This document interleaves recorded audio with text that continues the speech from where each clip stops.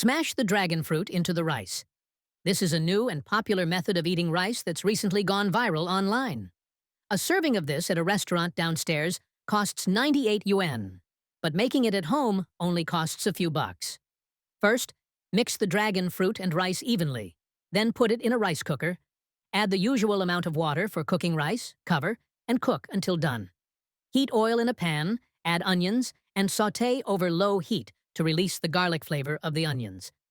Add potato and carrot chunks, a bit of broccoli, and some shrimp costing 50 cents. Then pour in a big bowl of water to cover the ingredients. Dear brothers and sisters, I've already updated over 1,000 home-cooked recipes, and I haven't received your little red heart yet. Please give me a free little star of encouragement for this video. Thank you. The key to deliciousness is this Thai curry block, which comes with coconut powder.